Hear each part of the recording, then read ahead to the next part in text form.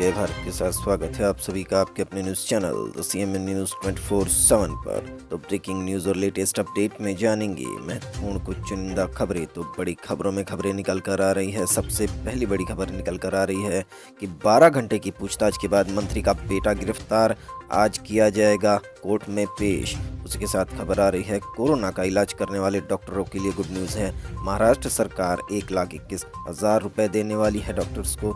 उसी के साथ अगली खबर में जानेंगे केरल के कुछ हिस्सों में ऑरेंज अलर्ट जारी किया गया है। कर्नाटक और महाराष्ट्र में भी होगी बारिश। इसी के साथ महबूबा मुफ्ती से रिलेटेड खबर आ रही है, बीजेपी पर क्या आरोप लगाया है।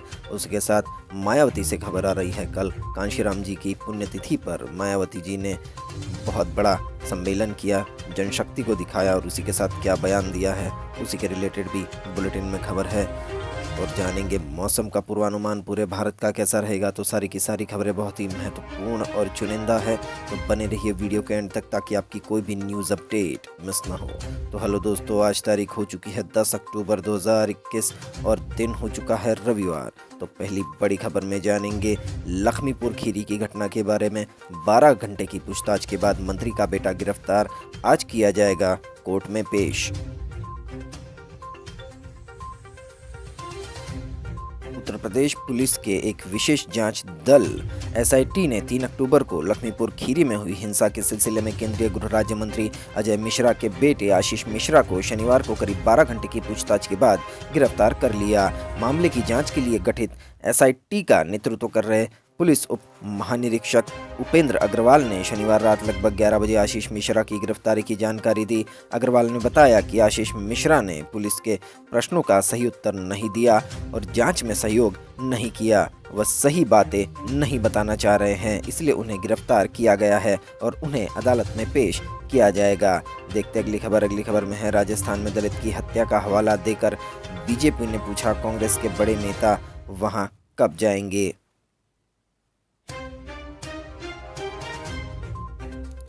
भारतीय जनता पार्टी ने राजस्थान के हनुमानगढ़ में एक दलित की पीट कर हत्या किए जाने संबंधी खबरों का हवाला देते हुए शनिवार को कांग्रेस पर निशाना साधा और सवाल पूछा कि क्या उसके शीर्ष नेता अपने मुख्यमंत्रियों के साथ घटनास्थल का दौरा करेंगे।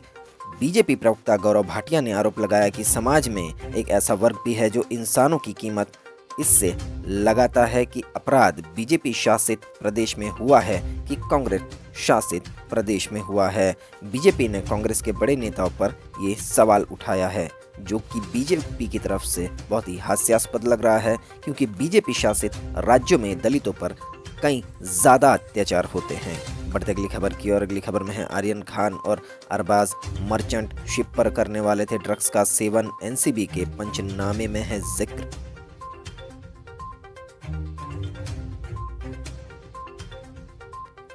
एनसीबी के क्रूज पंचनामा रिपोर्ट के मुताबिक आर्यन खान ने माना कि अरबाज मर्चेंट के पास 2 चरस मिली है, वो दोनों सेवन करने वाले थे। इस चरस को स्मोक के जरिए दोनों क्रूज शिप पर सेवन करने वाले थे। अरबाज ने माना कि उसके जूते में ड्रग है। तलाशी लेने पर जूते की तलाई में चरस ड्रग मिली। अरबाज ने कहा कि वो और आर्यन चरस का सेवन करते हैं और शिप पर भी सेवन करने वाले थे। देखते अगली खबर। अगली खबर में है 16 साल बाद एक मंच पर दिखे धूर विरोधी नारायण राणे और उद्धव ठाकरे, एक दूसरे पर साधा निशाना। तो महाराष्ट्र से ये खबर आई है।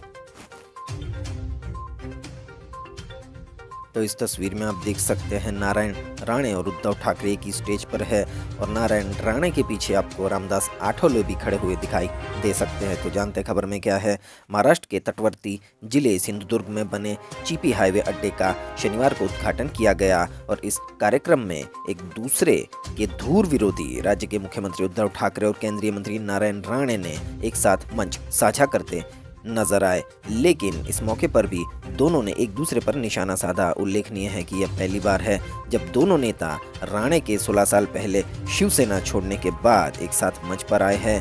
पहले दोनों शिवसेना में साथ थे, लेकिन राणे के पार्टी छोड़ने के बाद शिवसेना अध्यक्ष ठाकरे से उनके रिश्तों में तल्खी आ गई है। देखते अगली खबर। अगली खबर में है कोरोना का इलाज करने वाले डॉक्टरों के लिए गुड न्यूज़। महाराष्ट्र सरकार देगी 1,21,000 रुपये। बीते करीब 1.5 साल से भी ज़्यादा वक्त से देश में कोरोना वायरस संक्रमण फैला हुआ है और महाराष्ट्र इस संक्रमण के कारण सबसे ज़्यादा प्रभावित हुए राज्यों में से एक है। कोरोना महामारी के दौरान डॉक्टरों के योगदान को नज़रअंदाज नहीं किया जा सकता। जिस वक्त पूरी दुनिया अपने घरों में रहने के लिए मजबूर थी, उस समय भी डॉक्टर अग्रिम मोर्चे पर संक्रमण के खिलाफ जंग लड़ रहे थे और डॉक्टरों को लोगों का इलाज करने के लिए घर से बाहर निकलना पड़ा था। इसी के लिए महाराष्ट्र सरकार ने अब डॉक्टरों के इस योगदान के लिए उन्हें स्पेशल इंसेंटिव देने का ऐलान किया है। राज्य सरकार उन डॉक्टरों को करीब 1.25 लाख रुपया स्पेशल इंसेंटिव के तौर पर देगी जो सरकारी नगर पालिका मेडिकल कॉलेजों में कोरोना वायरस संक्रमण के मरीजों का इलाज कर रहे थे। बढ़ते अगली खबर की और अगली खबर में है लखीमपुर खीरी कांड। कांग्रेस सोमवार को रखेगी मौन व्रत, अजय मिश्रा की बर्खास्तगी और बेटे की गिरफ्तारी की मांग। कांग्रेस लखीमपुर हिंसा मामले के सभी आरोपियों की गिरफ्तारी और केंद्रीय गृह राज्य मंत्री अजय मिश्रा की बर्खास्तगी की मांग को लेकर सोमवार को देश भर में मौन व्रत का कार्यक्रम आयोजन करेगी। पार्टी के संगठन महासचिव केसी वेणुगोपाल की ओर से प्रदेश कांग्रेस कमेटियों को भेजे गए पत्र के मुताबिक कांग्रेस नेताओं और कार्यकर्ताओं की ओर से 11 अक्टूबर को सभी राज्य मुख्यालयों पर, राजभवनों या केंद्र सरकार के दफ्तरों के समक्ष सुबह 10 बजे से दिन में 1 बजे तक मौन व्रत रखा जाएगा। देखते अगले समाचार। ये खबर आई है जम्मू कश्मीर से। महबूबा मुफ्ती का आरोप, राजनीतिक लाभ के लिए केंद्र इस्तेमाल कर रहा है बाहुबल की नीति। पीपुल्स डेमोक्रेटिक पार्टी की अध्यक्ष महबूबा मुफ्ती ने शनिवार को केंद्र सरकार पर राजनीतिक लाभ के लिए बाहुबल के इस्तेमाल की नीति का आरोप लगाया है।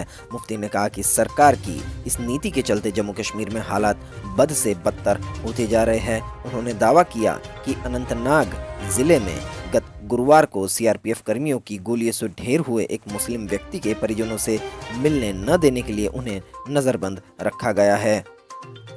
जानेंगे अगली खबर में है लखीमपुर में भाजपा कार्यकर्ताओं की हत्या, क्रिया के बदले की गई प्रतिक्रिया का नतीजा, राकेश टिकैत का बयान। भारतीय किसान यूनियन के नेता राकेश टिकैत ने शनिवार को कहा कि वह उन्हें अपराधी नहीं मानते जिन्होंने उत्तर प्रदेश के लखीमपुर खीरी में भारतीय जनता पार्टी के कार्यकर्ताओं की कथित तौर पर हत्या की, क्योंकि उन्होंने तो प्रदर्शनकारियों के ऊपर कार चढ़ाए जाने की प्रतिक्रिया में ऐसा किया। लखीमपुर खीरी हिंसक घटना पर बोलते हुए किसान नेता राकेश टिकैत ने कहा कि वे कौन थे जो गाड़ी में थे जिन्होंने लोगों को मारा, जिन्होंने बाद में लाठी से हमला किया। वह एक्शन का रिएक्शन है, कोई योजना नहीं है, वो हत्या में नहीं आता। हम उन्हें दोषी बिल्कुल भी नहीं मान सकते। 18 अक्टूबर को 6 घंटे के लिए ट्रेन रोकी जाएगी, ये भी राकेश टिकैत ने ऐलान किया है। देखते अगले समाचार में क्या है। अगले समाचार में है कांशीराम की पुण्यतिथि पर मायावती ने दिखाई ताकत, लखनऊ में उमड़ा बसपा कार्यकर्ताओं का हजम।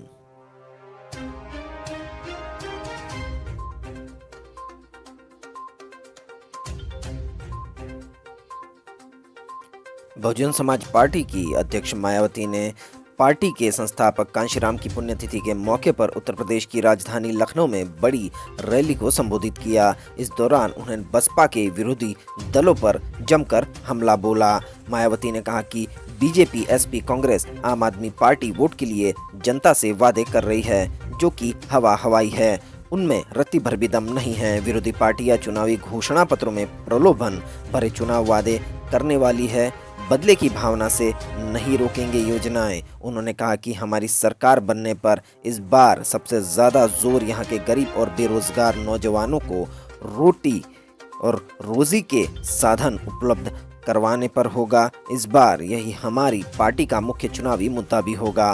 केंद्र और राज्य की और जो भी योजनाएं चल रही है उन्हें बदलने की भावना से रोका नहीं जाएगा। बढ़ते अगली खबर की और अगली खबर में है मोदी बाइडेन की मुलाकात के बाद अब आगे क्या, व्हाइट हाउस ने दिया बड़ा बयान।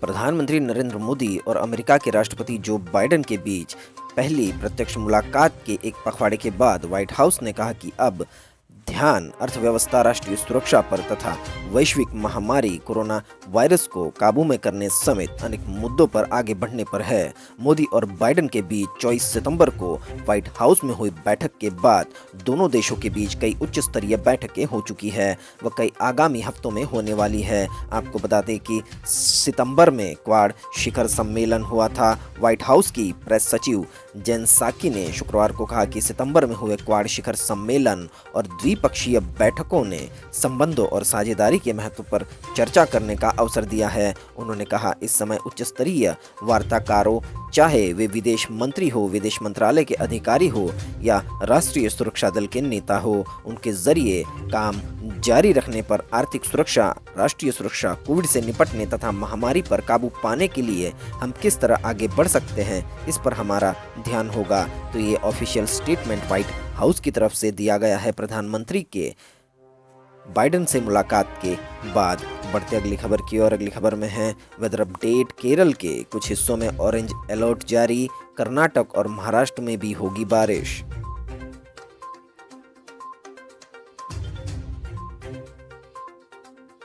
केरल ने इंडिया मेट्रोलॉजिकल डिपार्टमेंट IMD ने केरल के कुछ इलाकों में अगले सप्ताह 3 दिनों के लिए अलर्ट जारी कर दिया है। शनिवार को बताया कि 11, 12, 13 अक्टूबर को राज्य के कुछ इलाकों में भारी बारिश की संभावना है। वहीं कर्नाटक के तटीय इलाकों में 11 से 13 अक्टूबर तक और उत्तर अंदरूनी इलाकों में 10, 12 और 13 अक्टूबर को भारी बारिश की संभावना है। इसके अलावा रायलसीमा में भी आगामी 4 दिनों में बारिश हो सकती है। मौसम विभाग के अनुसार आंध्र प्रदेश के दक्षिण तटीय इलाके से भी बारिश से सरबोर हो सकते हैं। गोवा और कोंकण में भी 11 अक्टूबर को बारिश हो सकती है। वहीं मध्य महाराष्ट्र में 10 और 11 अक्टूबर को बारिश के आसार है। देखते अगली खबर। अगली खबर में है पूर्वी लद्दाख में जारी है तनाव, भारत चीन सैन्य कमांडो के बीच 13वें दौर की वार्ता होगी आज।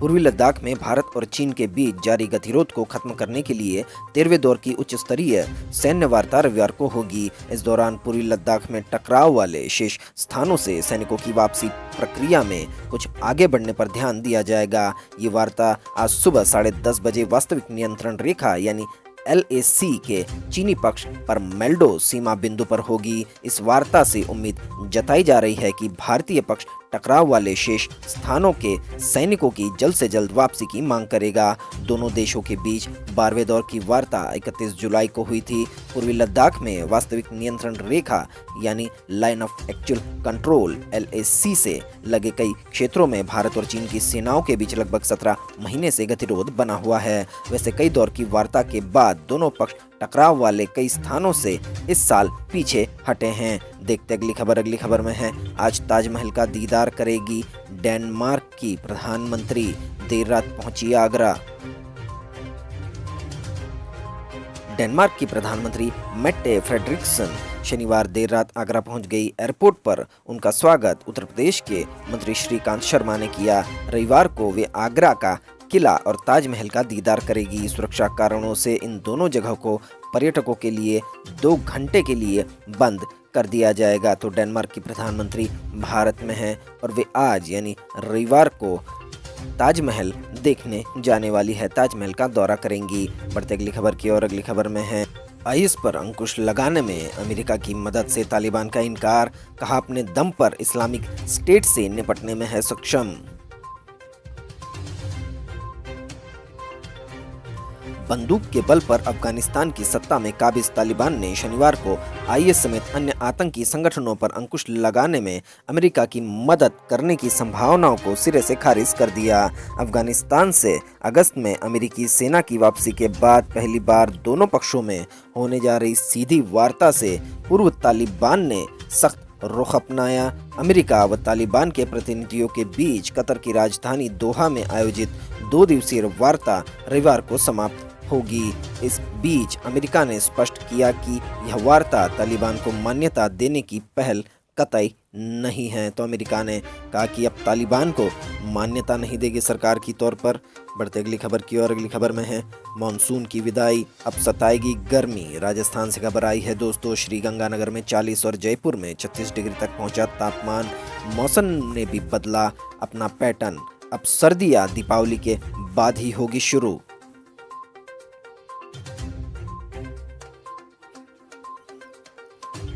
आते जाते मॉनसून में नहाने के बाद अब पूरा राजस्थान अब अक्टूबर हीट की चपेट में है। ये वो दौर है जब सूरज की गर्मी और धरती के बीच बादल नहीं है, आसमान पूरा साफ है। तो सूरज भी 10 नवंबर तक अपने तेवर दिखाने वाला है। पश्चिमी राजस्थान में मानसून का सबसे ज़्यादा लुत्फ उठाने वाले जैसलमेर ने तपना शुरू कर दिया है। यहाँ तापमान अब 39 डिग्री सेल्सियस के पास पहुंच गया है। तो श्री गंगानगर की बात करें, 40 डिग्री सेल्सियस तक श्री गंगानगर का तापमान पहुंच गया है। जयपुर में 36 डिग्री तापमान रिकॉर्ड किया गया है। उदयपुर कोटा के तापमान में भी 2 से 3 डिग्री सेल्सियस तक बढ़ोतरी होने वाली है। तो ये बात करें जयपुर की, तो जयपुर में 36 डिग्री तापमान रिकॉर्ड किया गया है। उदयपुर और कोटा के तापमान में भी 2 से 3 डिग्री सेल्सियस की बढ़ोतरी होने वाली है। कुल मिलाकर राजस्थान का पूर्वी हिस्सा हो या फिर पश्चिमी, सभी जिलों में नवंबर के दूसरे सप्ताह तक गर्मी पड़ने वाली है। हालांकि ये हवाओं के रुख पर भी निर्भर करेगा कि कहाँ कितनी गर्मी पड़ने वाली है और कितनी उमस होगी। आपको बता दें कि राजस्थान में अब सर्दियाँ दीपावली के बाद ही शुरू होगी। बढ़ते अगली खबर की और अगली खबर में है लखीमपुर खीरी की घटना पर फिर सियासत तेज। केंद्रीय गृह राज्य मंत्री अजय मिश्रा के इस्तीफे की मांग पर सोमवार को जयपुर में राजभवन के पास बैठकर 3 घंटे का मौन व्रत करेंगे कांग्रेस नेता। लखीमपुर खीरी पर फिर से सियासत तेज हो गई है। कांग्रेस ने अब केंद्रीय गृह राज्य मंत्री अजय मिश्रा के इस्तीफे की मांग करते हुए देश भर में अभियान चलाने का फैसला किया है। कांग्रेस नेता सोमवार को केंद्रीय गृह राज्य मंत्री के इस्तीफे की मांग को लेकर राजधानी जयपुर में राजभवन के पास मौन व्रत करेंगे। कांग्रेस नेता और कार्यकर्ता सुबह 10 बजे से दोपहर 1 बजे तक मौन व्रत रखेंगे। बढ़ते अगली खबर की और अगली खबर में है यूपीएससी एग्जाम। आज भोपाल के 57 सेंटरों पर 20 मिनट पहले पहुंचे प्रवेश के साथ आधार कार्ड या वोटर आईडी भी लेकर जाएं। मोबाइल या स्मार्ट वॉच जैसी डिवाइस की मनाही। जहां दोस्तों यूपीएससी की परीक्षा दे रहे विद्यार्थियों के लिए खबर है। यूपीएससी संघ लोक सेवा आयोग की रविवार को भोपाल के 57 सेंटरों पर प्रीलिम्स परीक्षा होगी। इसमें 20,765 स्टूडेंट्स शामिल होंगे। परीक्षा में कई पाबंदियां हैं जिन्हें जानना जरूरी है, जैसे सेंटर पर एग्जाम से 20 मिनट पहले हर हाल में पहुंचना है। प्रवेश पत्र के साथ कोई भी फोटो वाली आईडी लेकर जरूर जाए। इनमें आधार कार्ड या वोटर आईडी भी हो सकती है। मोबाइल चाहे स्विच ऑफ मोड में ही क्यों न हो, कतई लेकर न जाए। मोबाइल, स्मार्ट वॉच, ब्लूटूथ जैसी इलेक्ट्रॉनिक डिवाइसेस ले जाने की मनाही है। बढ़ते अगली खबर की और अगली खबर में है यूपी में पूर्व सीएम मायावती का कांग्रेस पर हमला। बोली दलितों के नाम पर घड़ियाली आंसू बहाना बंद करिए। तो उत्तर प्रदेश की पूर्व मुख्यमंत्री बहन कुमारी मायावती जी का बयान आया है। बसपा प्रमुख और पूर्व सीएम मायावती ने रविवार सुबह कांग्रेस और भाजपा पर निशाना साधा है। मायावती ने राजस्थान के हनुमानगढ़ में दलित की हत्या का जिक्र करते हुए छत्तीसगढ़ और पंजाब के मुख्यमंत्रियों से सवाल किया है कि क्या पीड़ित परिवार को 50-50 लाख रुपए देंगे।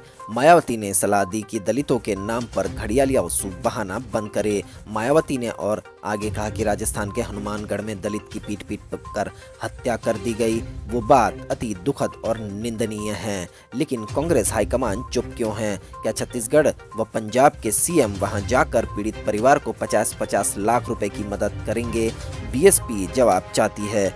दलितों के नाम पर घड़ियाली आंसू बहाना बंद करे। साथ ही यूपी के लखीमपुर खीरी जघन्य कांड में केंद्रीय मंत्री के बेटे का नाम सुर्खियों में आना यह भाजपा सरकार की कार्यशैली पर अनेक सवाल खड़े करता है। ऐसे में भाजपा अपने मंत्री से खुद ही इस्तीफा ले, तभी वहां पीड़ित किसानों को कुछ न्याय की उम्मीद हो सकती है। ये भी बहन कुमारी मायावती ने बयान दिया है, जो कि काफ़ी हद तक सच लगता है। बढ़ते अगली खबर की और अगली खबर में है ड्रग्स केस में एनसीबी वर्सेस एनसीपी हो गया है दोस्तों। अब नवाब मलिक का आरोप है कि बीजेपी के बड़े नेताओं के कहने पर क्रूज से 3 लोग छोड़े गए। एनसीबी ने कहा बदनाम करने की नीयत से लगाया आरोप।